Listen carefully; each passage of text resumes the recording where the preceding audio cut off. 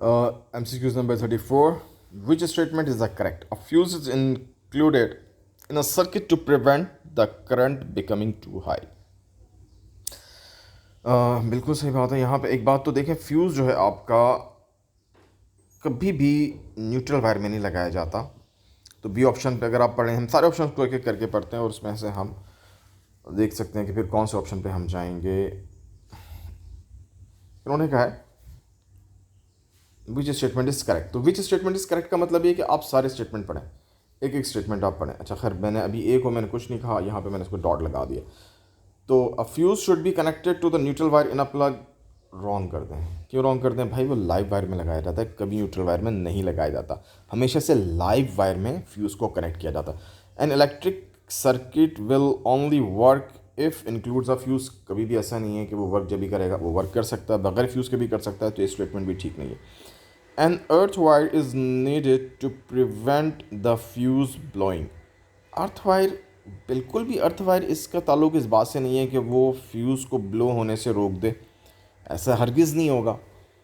Earth wire की वजह से तो बल्कि ऐसा होता है कि जब अर्थ वायर, अगर आपके पास आपका मेटालिक अप्लाइंसेस हैं, उनमें करंट आ जाता है ज़्यादा, और उनके जो मेटल्स की जो आपकी बॉडी है उसमें करंट आ जाता है, तो वो अर्थ वायर से होता हुआ करंट ज़मीन में जाना शुरू हो जाता है। और वो इतना ज़्यादा करंट फिर जा रहा होता है, वो डिवाइस पीछे से ज़्यादा करंट खींचती है। और जब पीछे से वो ज़्यादा करंट खींचती है तो फिर क्या होता है कि फ्यूज़ में से ज़्यादा करंट पास होता है, फ्यूज़ तो ब्लो हो जाता है। तो वो तो इंडिकेट करता है कि भाई डिवाइस के साथ समथिंग इज़ रॉन्ग।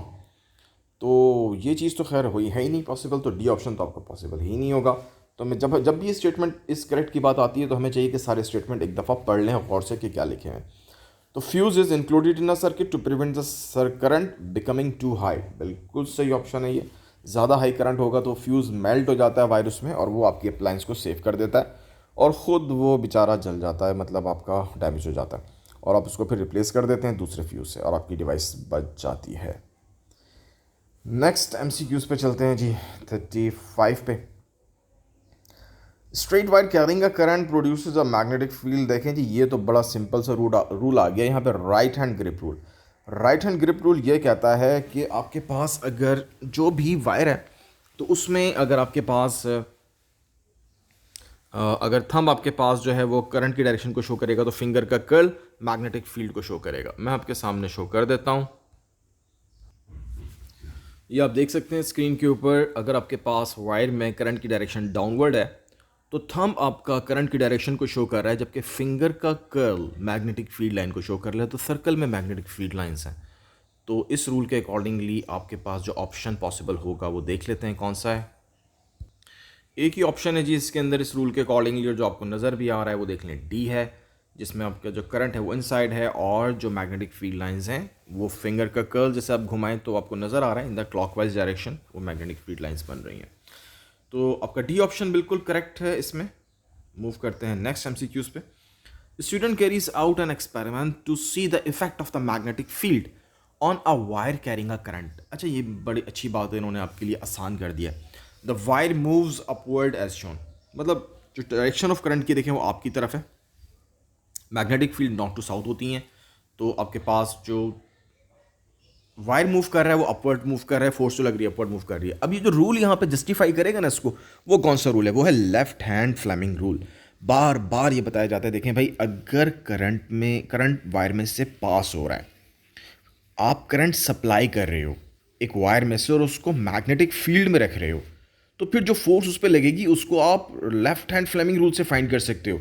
लेकिन अगर आप कहते हो नहीं, करंट हमने प्रोड्यूस करना है और वायर को हमने मूव करके करंट प्रोड्यूस करना है, तो फिर जब प्रोडक्शन ऑफ करंट की बात आ जाती है तो वहां पर right hand Fleming rule apply होता है। इस बात को अच्छी तरह से क्लियर कर लिया करें, बार बार ये बात आपको बता दी जाती है।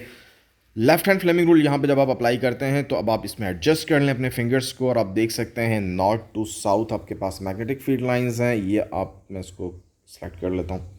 यहाँ पे मैग्नेटिक फील्ड लाइंस नॉर्थ से साउथ की तरफ जा रही हैं, ये इस तरह से मैग्नेटिक फील्ड लाइंस होंगी। ये आपकी डायरेक्शन है फ्रॉम नॉर्थ टू साउथ। ठीक है जी, इसको थोड़ा सा दो लाइंस हम यहाँ पे सेलेक्ट कर लेते हैं, कलर भी डिफरेंट कर लेते हैं यहाँ पे। This one is my favourite. ये आपके पास ये मैग्नेटिक फील्ड लाइन है फ्रॉम नॉर्थ टू साउथ। ये नॉर्थ से साउथ मैग्नेटिक फील्ड लाइंस है आपके पास, और ये आपका डायरेक्शन ऑफ करंट है। और आप देख सकते हैं कि अगर आप इसको अपने लेफ़्ट हैंड को एडजस्ट करें, फिंगर्स को इसी तरह से कि मिडिल फिंगर को करंट की डायरेक्शन में, और आपके पास जो है वो लेफ़्ट हैंड जो है आपका इस तरह एडजस्ट हो गया है कि आपको फिंगर जो है करंट में करंट शो कर रही है, दूसरी आपके पास शो कर रही है मैग्नेटिक फील्ड को, तो थंब आपके पास फोर्स को शो करेगा। जैसे ही अगर आप करंट की डायरेक्शन को चेंज कर लें तो उसकी वजह से फोर्स की डायरेक्शन भी चेंज हो जाएगी। आप करंट की डायरेक्शन को चेंज करेंगे तो जो आपके पास एरो है ये नीचे चला जाएगा। मैं आपको शो कर देता हूँ उसको, आप देख सकते हैं। अच्छा जी, ये देख लें, ये आपके पास जो फिंगर है, ये फिंगर करंट को शो कर रही थी। ये वाली फिंगर करंट आपके पास इस तरफ आ रहा था, ये वाली फिंगर मैग्नेटिक फील्ड को शो कर रही थी, और ये थंब ये फोर्स को शो कर रहा था जो उस पर वायर पे अपवर्ड अप्लाई हो रही थी। जैसे ही हम इसको टर्न करते हैं लाइक दिस कि ये आपके पास करंट उस तरफ चला गया, ये फिंगर उधर रही, तो अब जो फोर्स लग रही है वायर पे वो यहाँ पे डाउन लग रही है। ठीक है जी, तो आई होप ये आपको क्लियर हो गया होगा यहाँ से। तो इन्होंने कहा what should the students do to make the wire move upward. तो ऑब्वियसली करंट के डायरेक्शन को वो चेंज कर देगा। तो change the direction of the current, first option ही आपका करेक्ट है, वैसे बाकी तो पॉसिबल नहीं है, फिर भी देख लें। Move the pole of the magnet closer together, ऐसा नहीं है, मैग्नेट की स्ट्रेंथ ज़्यादा हो जाएगी लेकिन फोर्स तो वही रहेगी। ठीक है ना। Send a smaller current through the wire, smaller current wire करने से फोर्स कम लगेगी, और यूज़ अ स्ट्रॉन्गर मैग्नेट, तो फिर वही बात है, स्ट्रेंथ ज़्यादा हो जाएगी। तो आपके पास ऑप्शन ए ही बनता है इसमें, जो राइट ऑप्शन है। आई होप ये आपको बहुत अच्छे से क्लियर हो गया होगा। Thank you guys, so nice of you.